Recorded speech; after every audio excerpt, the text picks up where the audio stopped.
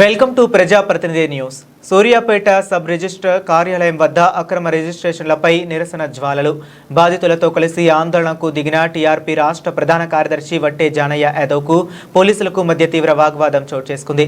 ఉద్రిక్తత పెరగడంతో జానయ్య యాదవ్ను పోలీసులు అదుపులోకి తీసుకుని స్టేషన్కు తరలించారు. సిఐ వెంకట ఆధ్వర్యంలో కార్యాలయం వద్ద గట్టి పోలీస్ పహారా ఏర్పాటు చేశారు.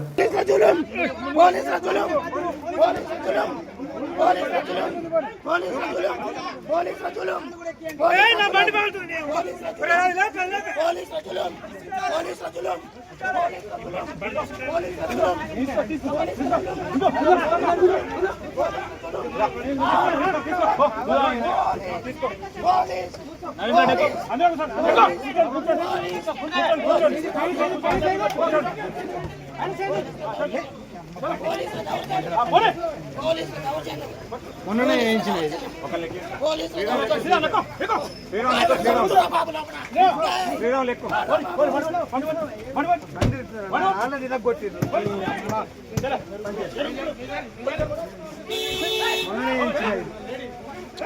ఇదేనా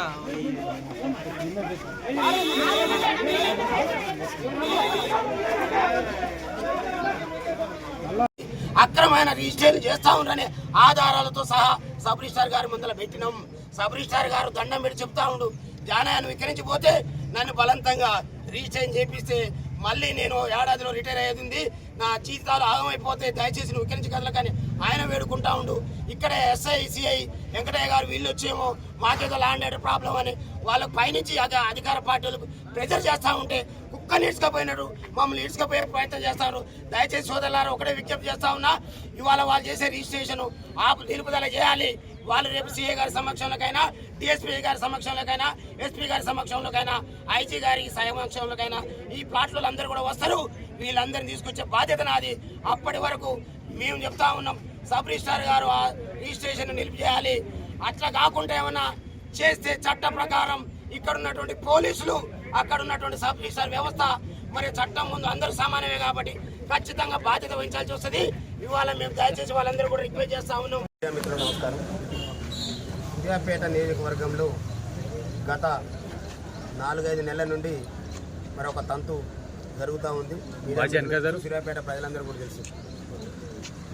ఏందది అంటే వట్టే జానయ్య యాదవ్ అనేటటువంటి వ్యక్తిని రాజకీయంగా ఎదుర్కోలేక ఇక్కడ ఉన్నటువంటి వజ్రా హోమ్స్లో ఇల్లు కట్టుకొని నివాసం ఉంటున్నటువంటి పేద వర్గాలని డిస్టర్బ్ చేస్తే మరి జానయ్యకు డిస్టర్బ్ అవుతుంది అనేటటువంటి దుర్మార్గమైనటువంటి ఆలోచన ఈ సూర్యాపేటలో ఉన్నటువంటి మాజీ మంత్రి దివంగత దామోదర్ రెడ్డి గారి తనయుడు మరి వారి అనుచర గణం చేస్తున్నటువంటి కుట్ర. నిజంగా సూర్యాపేట పట్టణంలో ఉన్నటువంటి వాళ్ళు కావచ్చు, పరిసర ప్రాంతంలో ఉన్నటువంటి ప్రజలందరికీ కూడా విఘ్నులకు, విధేయులకు, మేధావులకు, వ్యాపార వర్గాలందరికీ కూడా విజ్ఞప్తి చేస్తూ ఉన్నాం. సూర్యాపేట వజ్రా హోమ్స్ అనేది 2015లో మొదలై 2018-20కి పూర్తి నిర్మాణాలు చేపట్టి అందులో నివసిస్తున్నటువంటి వాళ్ళు అనేక మంది ఉద్యోగులు, వ్యాపారస్తులు, కార్మికులు, కర్షకులు, పేద మధ్యతరగతి వర్గాలు. దానికి నాకున్న సంబంధం ఏంటంటే ఎప్పుడూ నేను అక్కడ వ్యాపారంలో మధ్యవర్తిగా వచ్చి బయటికి వెళ్ళిపోయినా. మరి వాళ్ళ 20 ఏళ్ళు, దాదాపు 15-20 ఏళ్ళు కావస్తూ ఉంది.